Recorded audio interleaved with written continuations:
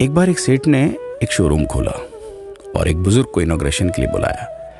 ادگھاٹن کے بعد جیسا کہ ہوتا ہے کہ شو روم کے مالک نے ان بزرگ کی بڑی عزت کی. بڑی عزت افزائی کرنے کے بعد ان کو بتایا کہ دیکھیے یہاں پہ 21,000 چیزیں ہیں اس شو روم میں بیچنے کے لیے.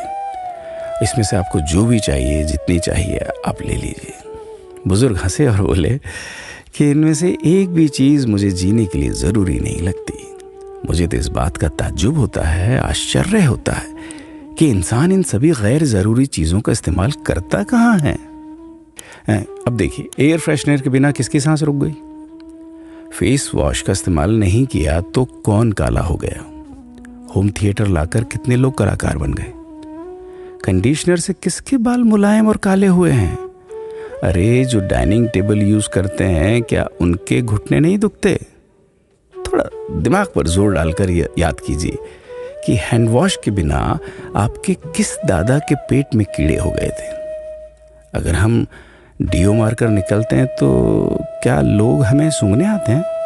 ایکچوئل میں تو ہم سبھی اس پرکرتی کو چنوتی دے رہے ہیں, ورنہ بگلا جو ہوتا ہے وہ شیمپو سے نہاتا ہے کیا؟ مور اپنے رنگوں کو سنوارنے یا بچانے کے لیے کون سا کنڈیشنر یا فیس واش استعمال کرتا ہے؟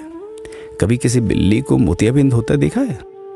کسی خرگوش کے بال کبھی گرتے ہوئے یا سفید ہوتے ہوئے دیکھے ہیں؟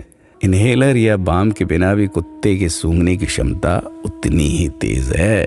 مدھو مکھی کا شوگر لیول بنا دوائی کے بھی کنٹرول میں ہی ہے.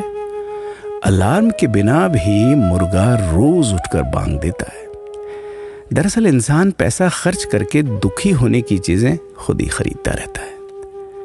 نیٹ بند تو دکھی, لائٹ جائے تو دکھی, موبائل کا چارجر خراب تو دکھی, کیبل ٹی وی کٹ جائے تو دکھی, مچھر مارنے کی دوائی نہ ملے تو دکھی, مہیلاؤں کو میک اپ نہ ملے تو دکھی, میچنگ کپڑے نہیں ملیں تو دکھی.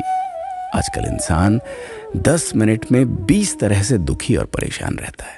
باقی تو گڑ کی روٹی یا پیاز روٹی کھا کر ہاتھوں کا تکیہ بنا کر پیپل کے نیچے جو آرام سے سو جاتا ہے, اسے دکھی کرنے کے لیے تو فرشتوں کو نیچے آنا پڑتا ہے. یہ سب دیکھا دیکھی کا کھیل ہے.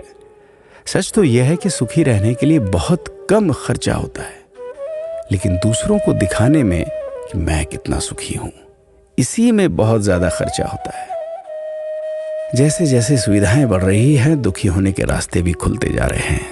اگر آپ کو یہ سب سچ لگتا ہے تو لوگوں کو جاگرت کیجیے اور فضول خرچ سے بچائیے.